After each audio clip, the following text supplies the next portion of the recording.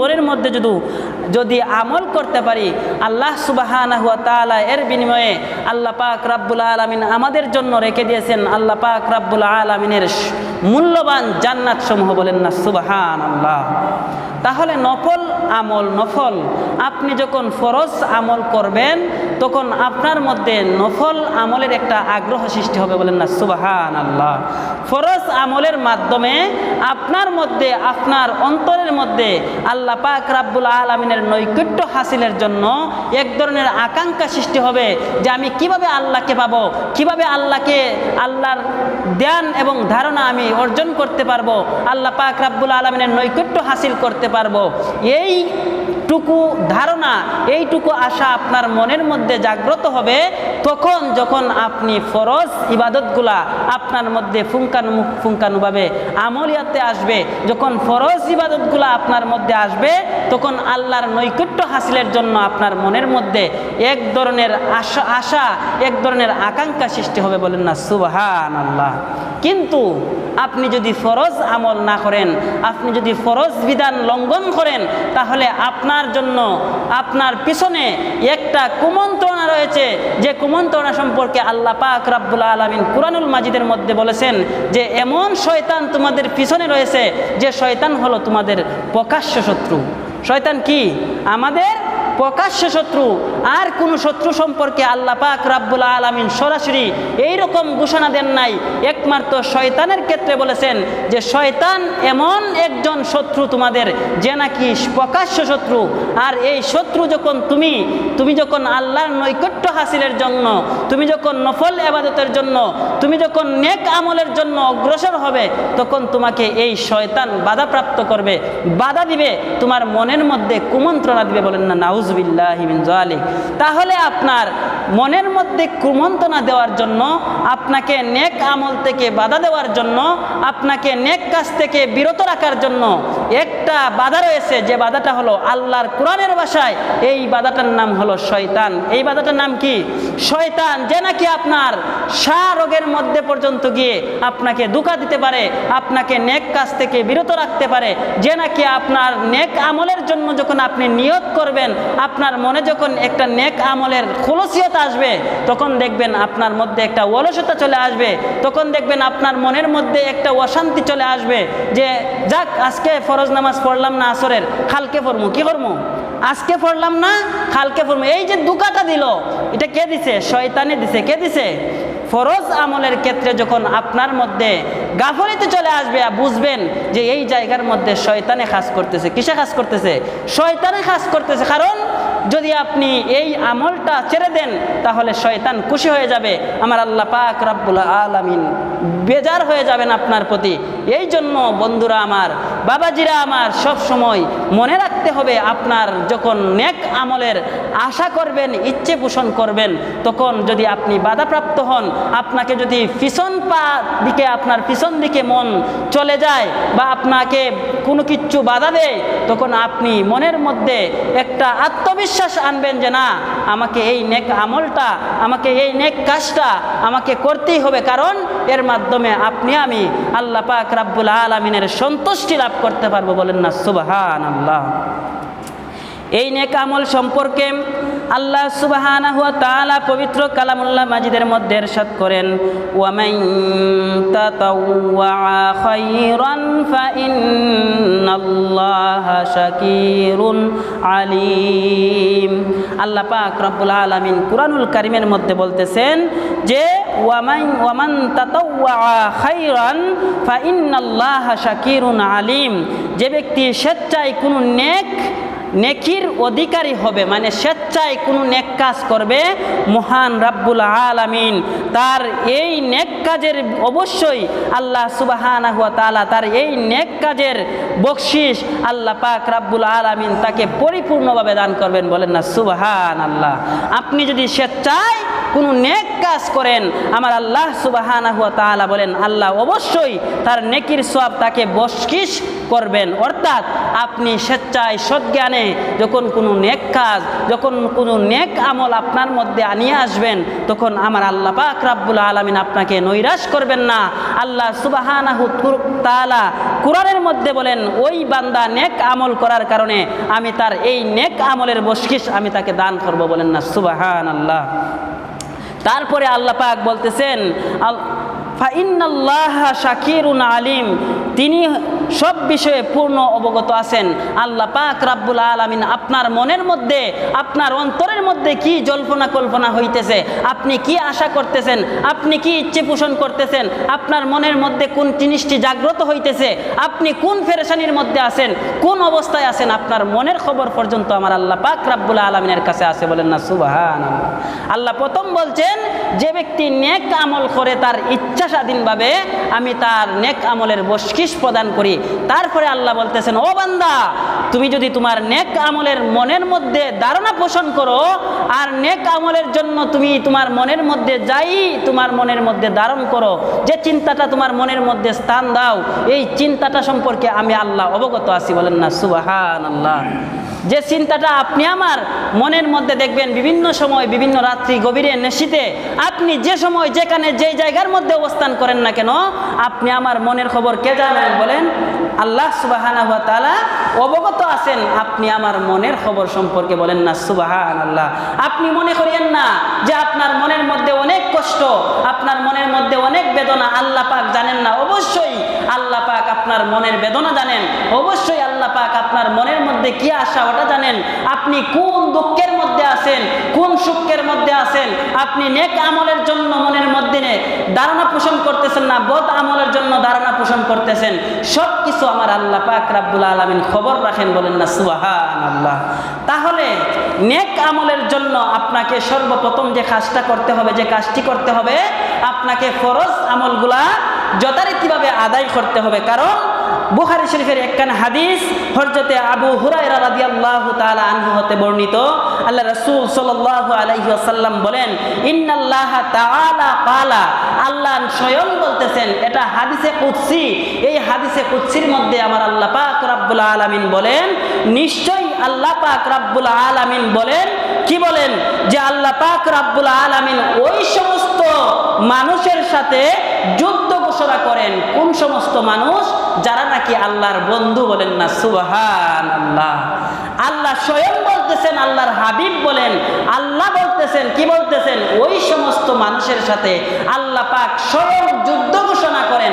কোন সমস্ত মানুষ? যারা নাকি আল্লাহর বন্ধু, বলেন না সুবহানাল্লাহ। এখন আসেন, আল্লাহর বন্ধু কারা? আল্লাহর হাবিব বলতেছেন, আল্লাহ বলেন ওই সমস্ত মানুষের সাথে আল্লাহ যুদ্ধ ঘোষণা করেন। কোন সমস্ত মানুষ? যারা আল্লাহর বন্ধু। এখন আল্লাহর বন্ধুর সাথে আল্লাহ কি ব্যবহার করেন দেখেন। আল্লাহ পাক রব্বুল আলামিনের হাবিব মুহাম্মদুর রাসূলুল্লাহ সাল্লাল্লাহু আলাইহি ওয়াসাল্লাম বলতেছেন, আমার বান্দা যে সমস্ত ইবাদত দ্বারা আমার নৈকট্য লাভ বলে, সেগুলো হলো ফরজ ইবাদত, বলেন না সুবহানাল্লাহ। আল্লাহ বলতেছেন, আল্লাহর হাবিব হাদিসের মধ্যে বলেন, আল্লাহ বলেন, কি বলেন?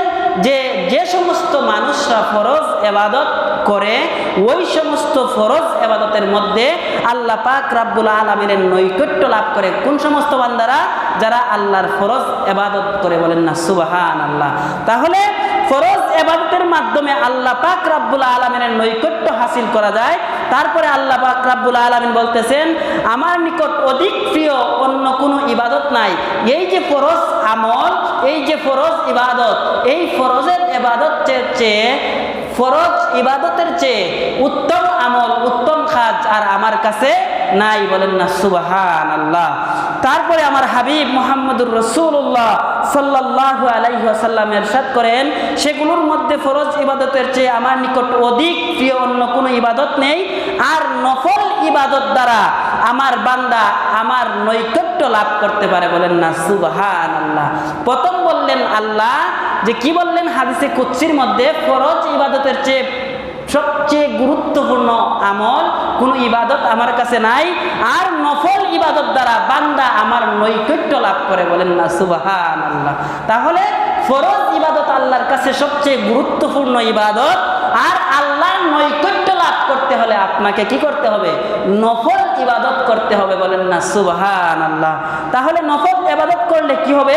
আল্লাহ পাক রাব্বুল আলামিন বলে, যে ব্যক্তিরা, যে মানুষরা আল্লাহ পাক রাব্বুল আলামিনের নৈকট্য হাসিলের জন্য নফল ইবাদত করে, আল্লাহ পাক রাব্বুল আলামিন তাদেরকে ভালোবাসেন, বলেন না সুবহানাল্লাহ।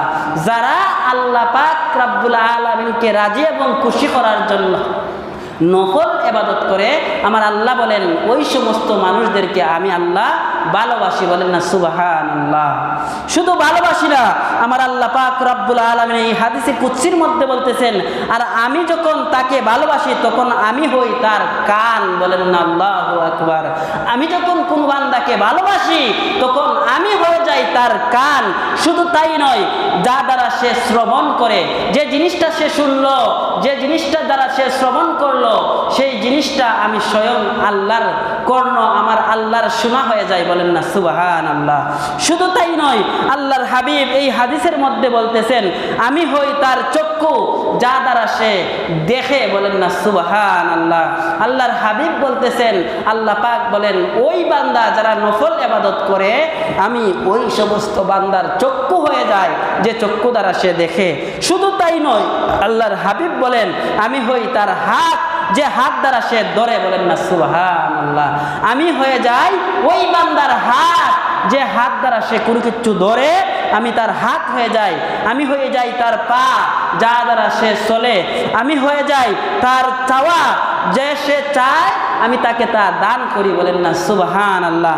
আমি হয়ে যাই তার আশ্রয়দাতা, যখন সে আমার কাছে আশ্রয় চায় আমি আল্লাহ তাকে আশ্রয় দান করি, বলেন না সুবহানাল্লাহ। তাহলে এক হাদিস, যে হাদিসে কুদসি, আল্লাহর হাবিব বলেন, আল্লাহ স্বয়ং বলতেছেন, কি বলতেছেন? নেক আমলের ক্ষেত্রে সবচেয়ে গুরুত্বপূর্ণ আমল হলো ফরজ আমল। আল্লাহর কাছে এর চেয়ে গুরুত্বপূর্ণ আমল, এর চেয়ে ভালো আমল আর নাই। আর নফল ইবাদতের মাধ্যমে আল্লাহর নৈকট্য লাভ করা যায়। বান্দা যখন অতি বেশি নফল ইবাদত করে, তখন ওই বান্দাটা আল্লাহর নৈকট্য লাভ করে, আর আল্লাহ পাক ওই বান্দাকে অতিরিক্ত ভালোবাসেন। আর ভালোবাসার পরে কি হয়? ওই ব্যক্তির কর্ণ আল্লাহর কর্ণ হয়ে যায়, ওই ব্যক্তি যা শুনলো আল্লাহর শোনা হয়ে যায়, ওই ব্যক্তি যা দেখলো আল্লাহর দেখা হয়ে যায়, ওই ব্যক্তি যে যা পা দিয়ে হাঁটলো, এই হাঁটাটা আল্লাহর হাঁটা হয়ে যায়, বলেন না সুবহানাল্লাহ। ওই সমস্ত এই রকম মহব্বত করেন আল্লাহ পাক রাব্বুল আলামিন নফল ইবাদতের মাধ্যমে। তাহলে নফল ইবাদতের বিভিন্ন দিক আছে, কি আছে বলেন? আমরা একখান হাদিস আল্লাহর হাবিব মুহাম্মদুর রাসূলুল্লাহ সাল্লাল্লাহু আলাইহি ওয়াসাল্লাম থেকে শুনে আসি, যে রাসূলুল্লাহ সাল্লাল্লাহু আলাইহি ওয়াসাল্লাম, তিরমিজি শরীফের মধ্যে হাদিসখানা নোট করা হয়েছে, হযরতে আবি উমামা রাদিয়াল্লাহু তাআলা আনহু হাদিসখানা বর্ণনা করেছেন, বলেন না সুবহানাল্লাহ। তিরমিজি শরীফের হাদিস, আবু উমামা রাদিয়াল্লাহু তাআলা আনহু এই হাদিসখানা বর্ণনা করেছেন। আল্লাহর হাবিব বলেন যে তোমরা অবশ্যই রাত্র জাগরণ করো, বলেন না সুবহানাল্লাহ। রাত্র জাগরণ করে কি করবে?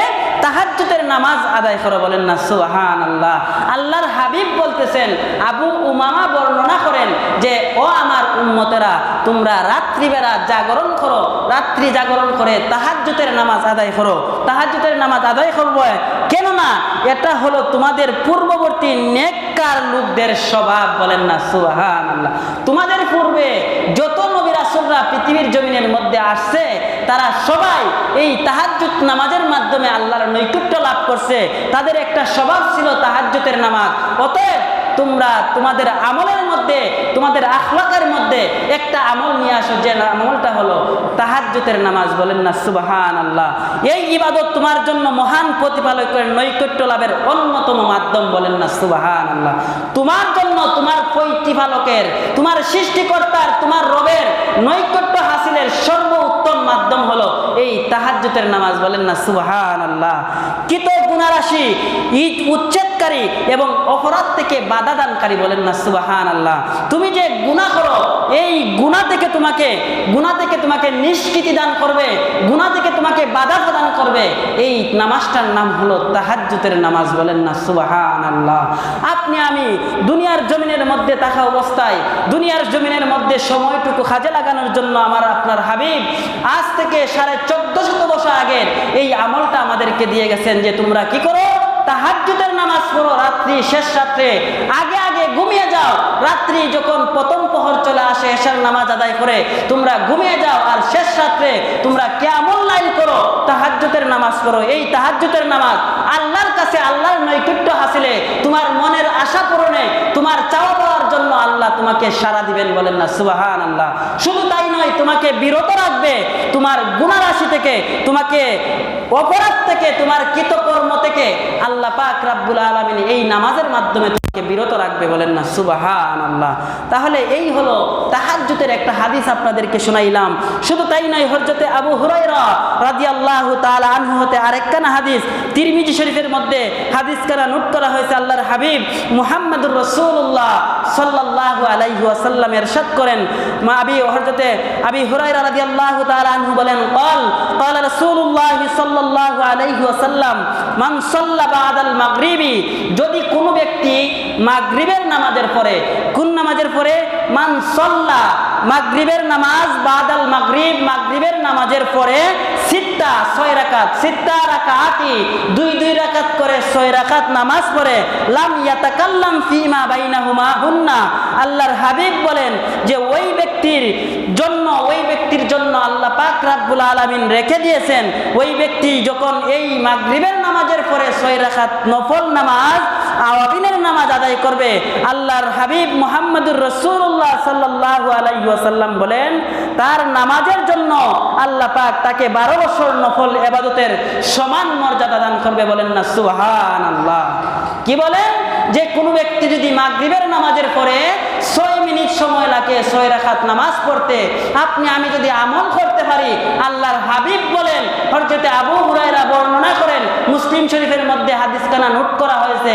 এই হাদিসের মধ্যে আল্লাহর হাবিব বলেন, মান সাল্লা বাদাল মাগরিবি সিত্তা রাকাতি লাম ইয়াতাকাল্লাম ফিমা বাইনাহুন্না বিসুই উদিলনা লাহু বিস ইবাদাতি 16 সানা, 12 সানা।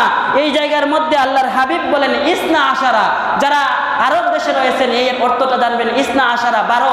12 বছর, আপনার সানা বছর, 12 বছর যদি আপনি নফল ইবাদত করেন, আল্লাহ পাক আপনাকে এই মাগরিবের নামাজের পরে 6 রাকাত নফল ইবাদত করার কারণে আপনাকে আপনার আমলনামার মধ্যে আমার আল্লাহ পাক রব্বুল আলামিন 12 বছর নফল ইবাদতের সওয়াব দান করবেন, বলেন না সুবহানাল্লাহ। শুধু তাই নয়, হযরতে আবু হুরায়রা রাদিয়াল্লাহু তাআলা আনহু হতে আরেকখানা হাদিস আল্লাহর হাবিব বলেন, ওয়ান আবি হুরায়রা রাদিয়াল্লাহু তাআলা আনহু ক্বালা রাসূলুল্লাহ সাল্লাল্লাহু আলাইহি ওয়াসাল্লাম মান সাল্লাল ফাজরি বিজামাতি সুম্মা কাদা ইয়াযকুরুল্লাহ তাআলা হাত্তা তাতলু শামসা সুম্মা সাল্লা রাকাতাইনি কানাত লাহু কাজরিন হাজ্জাতিন ওয়া উমরাতিন তাম্মা। এই হাদিসখানাও তিরমিজি শরীফের মধ্যে আসছে। আবু হুরায়রা বর্ণনা করছেন, এই হাদিসের মধ্যে আল্লাহর হাবিব বলেন, যদি কোনো মানুষ ফজরের নামাজের জামাত পড়ার পরে, ফজরের জামাতের পরে সূর্য উদয় পর্যন্ত আল্লাহ পাকের জিকিরে মশগুল থাকে, কি করে?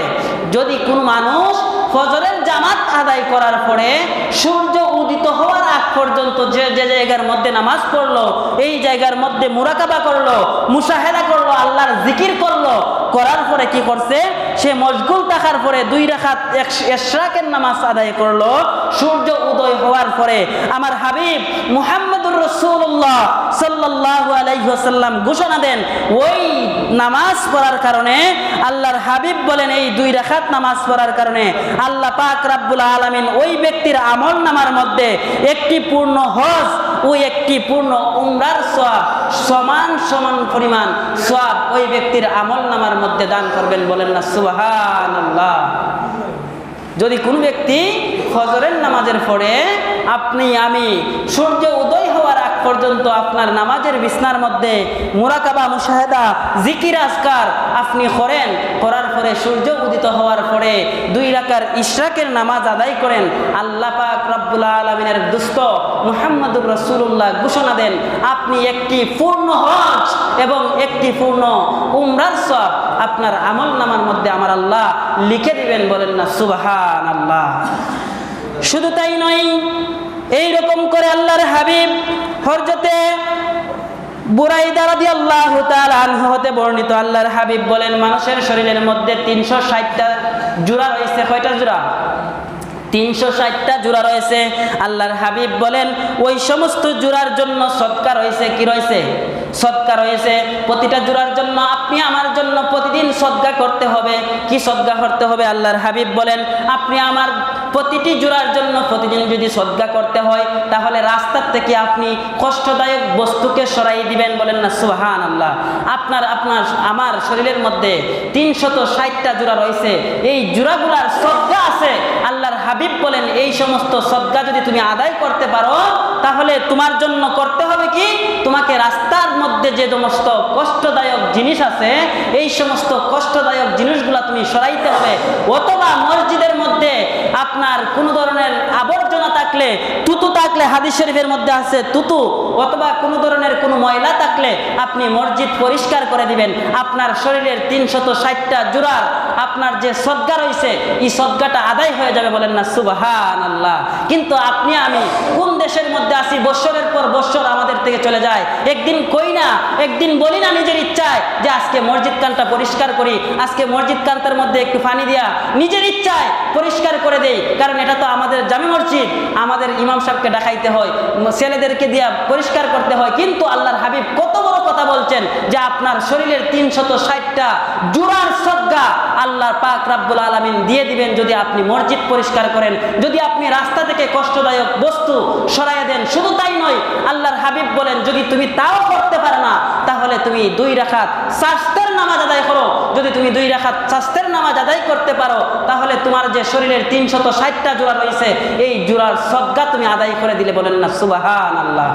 আপনি আমি কেমন নিরক হারাম দেখেন। আমি আরেকটি জুমার নামাজের মধ্যে আলোচনা করেছিলাম, জুমার আলোচনায়, যে আমরা প্রতিদিন 376 লিটার অক্সিজেন আপনি মুখ দিয়ে আহার করতেছেন। আপনার নাক দিয়ে শ্বাস প্রশ্বাস নেওয়ার জন্য আল্লাহ যে একটা অক্সিজেন আপনাকে দিতেছে, আপনি যে একটা অক্সিজেন আল্লাহর দেওয়া, আল্লাহর প্রদত্ত নিয়ামত নিতেছেন, আল্লাহ পাক এই জিনিসটা আপনাকে জন্ম থেকে দেওয়া শুরু করছেন, মৃত্যু পর্যন্ত দিবেন। এর শুকরিয়া কি একদিন আল্লাহর দরবারে আদায় করছেন? আপনি তো মুখ দিয়ে ভাত খাইতেছেন, তরকারি খাইতেছেন, বিভিন্ন ফল ফ্রুট খাইতেছেন, এটার শুকরিয়া তো আদায় করেন না। কিন্তু আল্লাহ যে সবচেয়ে বড় নিয়ামত একটা অক্সিজেন আপনাকে দিয়ে রাখলো, আপনি যে অক্সিজেনটা যদি প্রতিদিন ক্রয় করতেন তাহলে আপনাকে 3,75,000 টাকার অক্সিজেন আপনার নাক দিয়ে প্রতিদিন আপনি গ্রহণ করতেছেন, আবার ছাড়তেছেন। বলেন না আল্লাহু আকবার। একটু চিন্তা করেন, আল্লাহর জমিনের মধ্যে থাকতেছি আমরা, আল্লাহর দেওয়া আপনার ফল, আল্লাহর দেওয়া রিজিক আমরা ভক্ষণ করতেছি। কারণ আল্লাহ কোরআনেই বলছেন যে আমি আসমান থেকে মেঘ, আসমান থেকে বৃষ্টি বর্ষণ করি আর জমিন থেকে শস্য উৎপাদন করি। ও বান্দারা, তোমাদের রিজিকের জন্য তোমাদের কোনো ক্ষমতা নাই। আমি যদি আসমানকে তোমার ছাদ স্বরূপ না বানাইতাম, জমিনকে বিছানা স্বরূপ না বানাইতাম, আসমান থেকে বৃষ্টি বর্ষণ না করতাম, তুমি রিজিক পাইতে না।